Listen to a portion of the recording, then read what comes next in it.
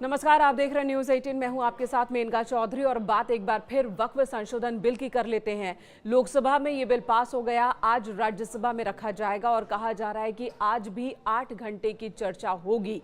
8 घंटे का वक्त मुकर्रर किया गया है। हालांकि जरूरत पड़ने पर वक्त में बदलाव भी किया जा सकता है, जैसे कि हमने लोकसभा में देखा। लोकसभा में 8 घंटे ही चर्चा होनी थी, लेकिन हुई कितनी देर? 12 घंटे।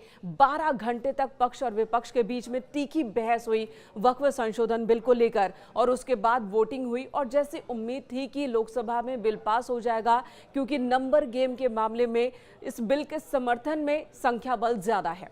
288 वोट पड़े इसके पक्ष में, जबकि 232 वोट पड़े बिल के विरोध में। अब राज्यसभा में क्या होगा? राज्यसभा में कहा जा रहा है कि अगर हम बाहरी तौर पर देखें तो नंबर गेम में यहां पर भी बिल के समर्थन में सांसदों की संख्या ज्यादा है, लेकिन यह भी कहा जा रहा है कि हो सकता है कि राज्यसभा से पास कराना इतना आसान नहीं होगा। मैं आपको बताऊंगी कि राज्यसभा में इस वक्त सदस्यों की संख्या कितनी है और कितने वोटों की जरूरत सरकार को है इस बिल को पास कराने में। लेकिन उससे पहले आपको बता दें, ऊपरी सदन यानी कि राज्यसभा, यहां पर भी बहस होगी और यहां पर वक्फ संशोधन बिल पर बहस को, चर्चा को एक बड़े राजनीतिक घटनाक्रम के तौर पर देखा जा रहा है। वक्फ संशोधन बिल पर लोकसभा में 12 घंटे तक चर्चा हुई और इन 12 घंटों में सत्ता पक्ष हो या विपक्ष हो, सबने पुरजोर तरीके से अपनी बात रखी है। कांग्रेस ने कहा कि सरकार की नजर वक्फ की जमीनों पर है, सरकार वक्फ की जमीनों को छीनना चाहती है, मस्जिदों को हटा देना चाहती है, अल्पसंख्यकों को परेशान करना चाहती है। तो वहीं सरकार का कहना है कि दरअसल वक्फ बोर्ड में पारदर्शिता लाने के लिए हम ये बिल लेकर आ रहे हैं ताकि जवाबदेही तय हो सके। सरकार का कहना है कि वक्फ के पास लाखों एकड़ जमीन है, लेकिन उससे होने वाली आमदनी उतनी नहीं है जितनी होनी चाहिए और इसकी वजह है कि कुछ मुट्ठी भर लोग हैं जिन्होंने वक्फ की संपत्तियों पर कब्जा कर लिया है। इससे होने वाली आमदनी का वो खुद इस्तेमाल कर रहे हैं और वक्फ की संपत्तियों को खुर्द-बुर्द कर रहे हैं।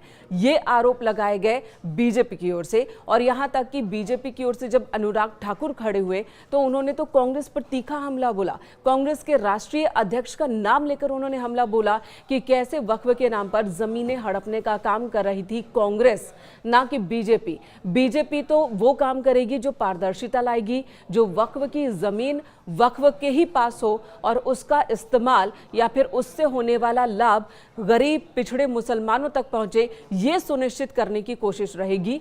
समाज के हर बंदे की नुमाइंदगी हो वक्फ में, मुस्लिम समाज के पुरुषों के साथ साथ महिलाओं की भी नुमाइंदगी हो, गरीबों की भी नुमाइंदगी हो, ये सुनिश्चित करने का काम इस बिल के जरिए मुमकिन हो सकेगा। और यही वजह है कि कुछ लोग नाराज हो रहे हैं जिनकी नजर वक्फ की जमीन पर अब तक रही है, जो अब तक फायदा उठाते रहे हैं इसका। अब राज्यसभा की तस्वीर आपको बता दें, राज्यसभा में इस वक्त सदस्यों की संख्या कितनी है ये सबसे पहले बात कर लेते हैं। चलिए अब राज्यसभा की बात कर लेते हैं। राज्यसभा में सदस्यों की संख्या कितनी है, संख्या बल क्या कह रहा है, इसकी जानकारी ले लेते हैं। इस वक्त राज्यसभा में कुल सदस्यों की संख्या 236 है और ऐसे में बिल को पास कराने के लिए 119 वोटों की जरूरत होगी। बीजेपी की बात की जाए तो बीजेपी के पास 98 सांसद है राज्यसभा में। सहयोगी दलों को मिला दें तो 115 हो जाता है ये आंकड़ा। अगर इसमें 6 मनोनीत सदस्यों को जोड़ दें तो 121 तक ये आंकड़ा पहुंच जाता है। यानी कि सरकार को यहां पर भी बिल पास कराने में कोई दिक्कत नहीं होगी। बहुमत का जो आंकड़ा है 119 का, उससे 2 सदस्य ज्यादा हैं, 2 वोट ज्यादा हैं इस बिल के फेवर में। अब बात कर लेते हैं इसके विरोध करने वाले सदस्यों की संख्या की। तो इस वक्त कांग्रेस के पास 27 सदस्य हैं राज्यसभा में, यानी कि कांग्रेस के सांसद 27 हैं। वहीं पर अगर गठबंधन की बात कर ले, INDIA ब्लॉक गठबंधन की बात करें तो कुल सदस्यों की संख्या 85 है।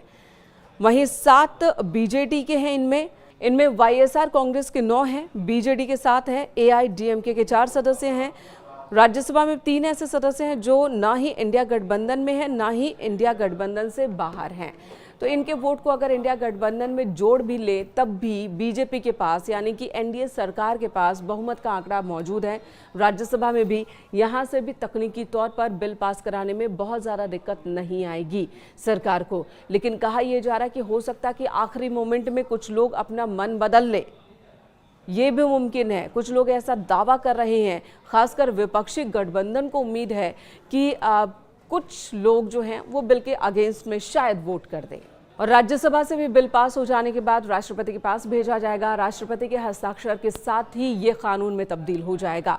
हालांकि जो संगठन बिल के विरोध में है उनका कहना है कि हम आंदोलन करेंगे, सड़क पर आंदोलन करेंगे। वहीं कांग्रेस समेत तमाम विपक्षी दल भी कह रहे हैं कि उसी तरह से मुस्लिम संगठन आंदोलन करेंगे जैसा कि किसान बिल के बाद किया गया था।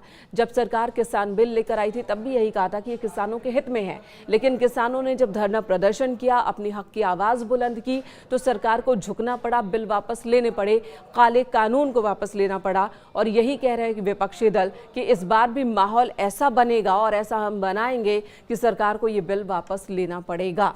फिलहाल देखने वाली बात होगी कि ऐसा मुमकिन है, क्योंकि मुस्लिम समाज की भी बात की जाए तो यहाँ पर भी दो धड़ा नजर आता है। एक धड़ा ऐसा भी है जो एक्टिव है सड़कों पर, जो जश्न मना रहा है।